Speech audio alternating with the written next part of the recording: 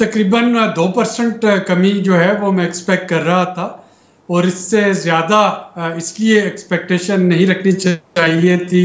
और state bank ने थोड़ा सा इस पर इशारा भी किया कि जो अपकमिंग बजट है उसकी वजह से इन्फ्लेशन में कुछ जो है थोड़ा सा इजाफा हो सकता है।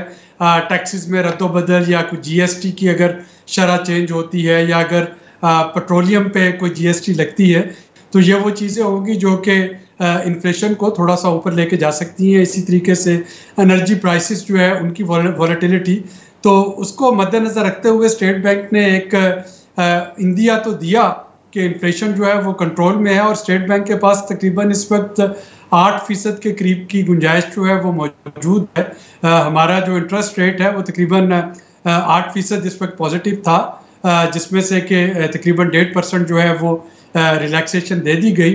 तो आने वाली जो मॉनेटरी पॉलिसीज़ हैं उनमें स्टेट बैंक के पास गुंजाइश होगी कि अगर पोस्ट बजट बहुत ज़्यादा इन्फ्लेशन काबू से बाहर ना गई तो वो इसको मज़ीद थोड़ा सा रिलैक्स कर सके।